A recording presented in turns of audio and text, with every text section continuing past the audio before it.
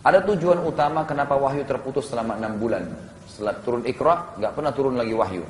Yang pertama agar Nabi SAW terlepas dari rasa takutnya yang mendalam setelah bertemu dengan Jibril AS dalam poster aslinya sebagai malaikat. Masih ketakutan. Waktu itu Nabi SAW 40 hari 40 malam nggak bisa gerak dari ranjangnya karena ketakutan alaihissalam. Jadi 6 bulan itu sudah berarti sudah kendor ketakutan itu. Yang kedua, muncul dalam hati Nabi SAW rasa rindu akan ketemu lagi, penasaran, pengen tahu lagi. Dan kesiapan penuh dalam menerima wahyu. Tujuan utama tersebut telah terlaksana karena Nabi SAW selama 6 bulan tersebut terus menerus keluar ke padang pasir dengan harapan Jibril AS datang lagi dan menyampaikan wahyu lagi kepada beliau alaihissalam. Karena setelah disampaikan oleh Waraqah bin Nawfal bahwasanya itu adalah Jibril, maka Nabi SAW makin yakin. Dan akhirnya menunggu lagi datangnya Jibril. Pada suatu malam yang mulia, sementara Nabi SAW sedang tidur dan berbungkuskan selimut, Jibril alaihissalam datang dengan wahyunya yang berisi perintah dan menyampaikan dakwah Islam. Tapi ini datang hanya sekedar suara yang Nabi dengar. Ini yang saya katakan tadi. Jadi setelah itu Nabi SAW bertemu Jibril, kalau bukan dengan gambar manusia, ya berarti cuma suara yang beliau dengarkan.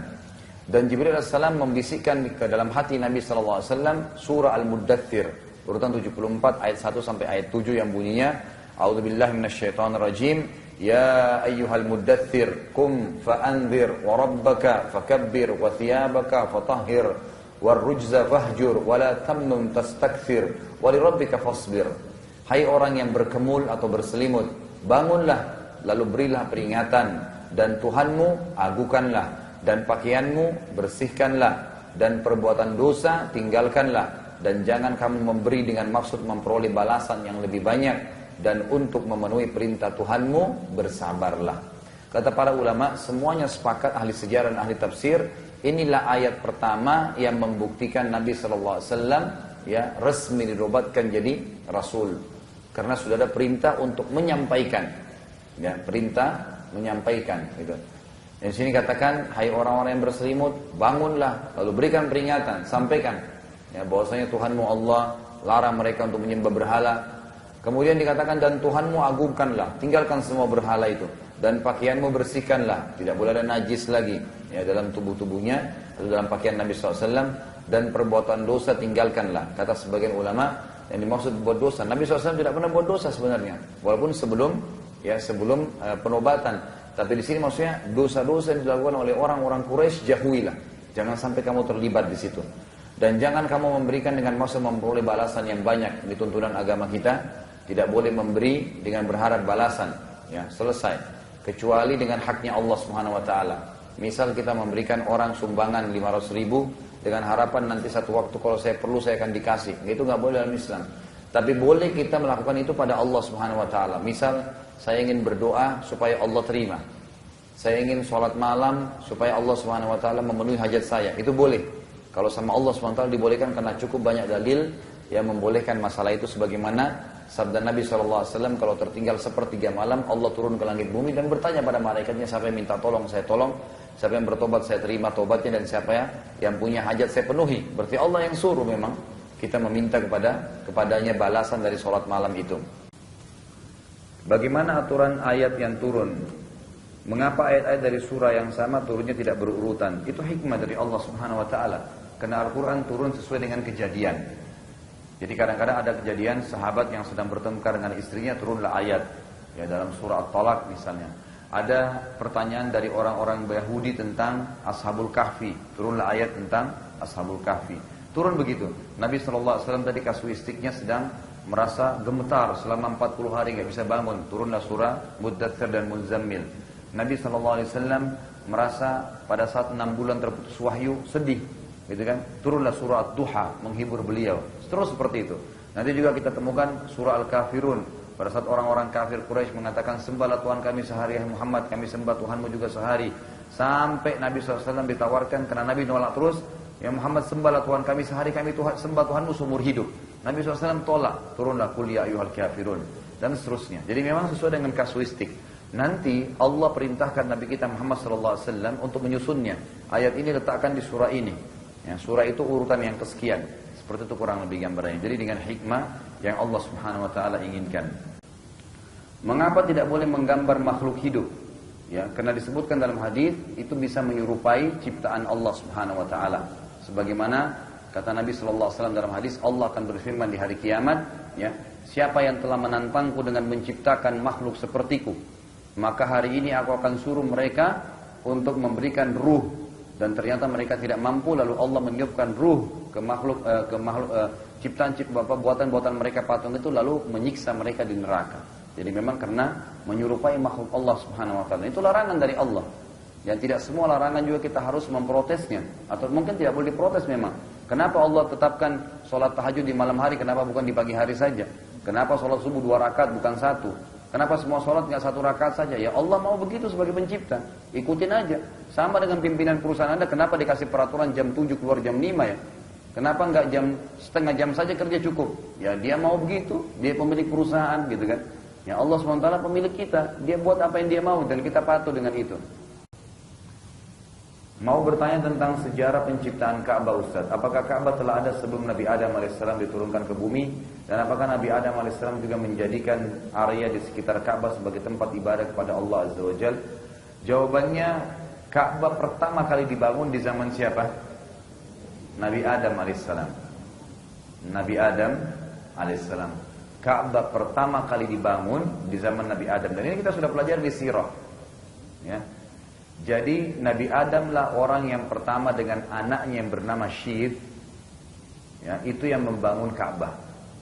Makanya ayat Al-Quran yang mengatakan, ya, Inna awwala baitin wudi'a lin-nasi lalladzi bi Bakkata mubarakan wa hudan lil alamin. Sesungguhnya rumah yang pertama sekali dibangun di muka bumi untuk manusia, untuk ibadah, itu di Bakkah. Apa itu Bakkah? Kata ulama ada 2 pendapat. Kota Mekah atau Bakkah itu adalah pondasinya Ka'bah. Pondasi dasarnya Ka'bah. Itu yang pertama dibangun, ya, ada di kota Mekah sebagai petunjuk bagi manusia. Nabi Ibrahim alaihissalam, para ahli sejarah mengatakan tinggal membangun kembali di pondasi yang sama setelah lama rubuh. Karena Mekah dengan berjalannya waktu ditinggali oleh manusia, nggak ada lagi yang huni, gitu kan? Nanti di zaman Nabi Ibrahim AS baru kembali lagi dihuni oleh manusia sesuai dengan hikmah dari Allah Subhanahu Wa Taala. Maka Nabi Ibrahim AS tinggal membangun saja kembali yang telah dibangun oleh Nabi Adam AS. Jadi memang dibangun dari zaman Nabi Adam AS. Sebagaimana tadi ayat yang saya bacakan. Surat Duha ini urutan 93 ayat 1 sampai ayat 11 bunyinya. Ini lengkap turun, dan ini surah pertama turun lengkap dalam Islam. Ya. Dikatakan oleh Allah SWT, "A'udzubillahi minasyaitonir rajim, wad-duha wal-laili idza saja ma wadda'aka rabbuka wa ma qala walal akhiratu khairul laka minal ula wa la sawfa yu'tika rabbuka fatarda alam yajidka yatiman fa'awa wa wajadaka dhallan fahada wa wajadaka 'ailan fa'agna famal yatima fala taqhar wa ammas sa'ila fala tanhar wa amma bi ni'mati rabbika fahaddits." Demi waktu matahari sepenggalannya yang naik, dan demi waktu malam apabila telah sunyi. Maksudnya, ingatlah di waktu matahari mulai terbit, itu mulai terasa panas, terang, itu termasuk tanda-tanda kekuasaan Allah. Kemudian juga pada saat malam mulai senyap, tidak ada matahari, sunyi, itu juga tanda-tanda kebesaran Allah. Tuhanmu tidaklah meninggalkanmu wahai Muhammad, dan tidak pula benci padamu karena wahyu putus 6 bulan tadi. Allah tidak membenci Nabi SAW, tapi ada alasannya, sebagaimana kita jelaskan tadi. Dan sesungguhnya hari kemudian di akhirat nanti lebih baik bagimu daripada yang sekarang atau permulaan. Dan kelak Tuhanmu pasti memberikan karunia-Nya kepadamu. Maksudnya kau akan dapat balasan surga kalau kau bersabar. Lalu hatimu akan merasa puas dengan balasan dakwah di akhirat nanti. Bukankah dia mendapatimu wahai Muhammad sebagai seorang yang yatim? Ya, saya katakan tuh hari, perhatikan yatim ini, ya. Siapa orang yatim itu, anak yatim? Ada yang tahu? Yang meninggal ibunya, ayahnya. Yang meninggal ibunya bukan anak yatim. Ya, perhatikan ya. Di Indonesia ditambah yatim piatu. Apa itu piatu? Istilah bagi orang yang meninggal ibunya. Dalam Islam tidak ada. Jadi anak yatim hanya yang meninggal ayahnya. Dikatakan yatim karena tidak ada lagi penaungnya. Ayah yang memberikan nafkah, maka dikatakan anak yatim. Jadi kalau yang meninggal adalah ibunya, bukan anak yatim. Tidak ada urusannya dengan istilah yatim itu. Yang kedua, anak yatim itu hanya sampai balik. Jangan bapak-bapak, ibu-ibu, dan nenek-nenek, kakek-kakek ngaku yatim ya. Lalu dikatakan, karena Nabi SAW yatim, dulu Allah mendapatkan kamu dalam keadaan yatim, tidak ada ayahmu meninggal, gitu kan? Tetapi Allah Subhanahu Wa Taala yang melindungimu, mengangkat derajat Nabi SAW, dan Dia mendapatimu seseorang yang bingung, lalu Dia memberikan petunjuk. Ya, Nabi SAW bingung, apa ini yang harus dilakukan, gitu kan? Setelah menerima wahyu dari Jibril alaihissalam, dan Dia mendapatimu sebagai orang yang penuh kekurangan. Nabi SAW bukan seorang orang yang kaya raya di Mekah. Lalu Dia memberikan kecukupan, ya, kata sebagian ulama tafsir, dengan ya bisnisnya yang dikembangkan di Syam, dengan menikahnya dengan Khadijah, Allah SWT berikan kecukupan. Sebab itu terhadap anak yatim, karena kau pernah yatim, perhatikan, terhadap anak yatim janganlah kamu berlaku sewenang-wenang, ya, berikan hak mereka. Dan terhadap orang yang meminta-minta, jangan kamu menghardiknya, hati-hati. Jangan karena orang minta, kemudian kita main lemparin duit ke depan wajah dia. Nggak boleh. Nggak boleh menyakiti hati orang yang meminta. Kita harus lebih peka, lebih lembut. Ya, lebih lembut. Ada kisah Syekh bin Baz rahimahullah, seorang ulama di Saudi. Beliau kedatangan seorang laki-laki badui dari padang pasir, jemaah sekalian, minta bantuan. Ini tentu beliau belajar dari Nabi SAW, akhlak yang mulia. Ya. Lalu orang badui ini minta, istri saya begini, anak saya begini, butuh bantuan. Ditulislah cek oleh Syekh bin Baz 2.000 real. 2.000 real, kurang lebih 5 juta rupiah. Lalu apa yang terjadi jemaah sekalian? Pada saat itu orang badui ini dia tidak bisa membaca. Dia lihat angka-angkanya, angka 20, itu kan orang bahasa Arab kalau titik 0 itu titik. Dilihat 2.000 itu 2 dengan 4 titiknya. Ditambah sama dia 1 titiknya. Jadi berapa? 20.000. Dia lupa, ya, dan memang dia tidak bisa membaca. Di bawahnya tertulis terbilang, karena terbilangnya. Titiknya jadi 5, 20.000, tapi tulisannya 2.000 real, bukan 20.000. Dia harapannya pas tiba di bank akan dikasih oleh bank 20.000. Nah itu ada stempelnya Syekh bin Baz. Begitu sampai di kasir, dilihat oleh kasirnya, stempel Syekh bin Baz terkenal, ulama besar di Saudi. Terus kenapa ini bisa? Kelihatan kan pulpen juga ditambah itu beda titiknya. Lalu dia bilang ini penipuan, ditangkap orang itu, nggak dikasih.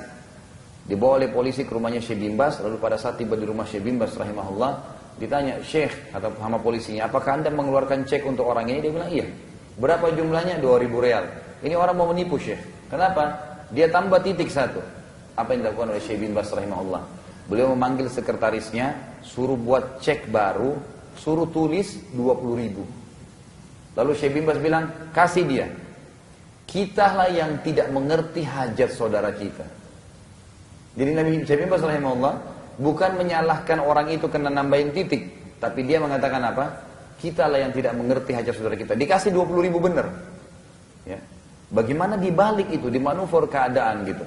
Jadi jangan sampai kita menghardik, menyalah-nyalahkan orang minta-minta. Perhatikan, setiap kita sedang membantu orang yang susah, jemaah sekalian, tidak usah khawatir.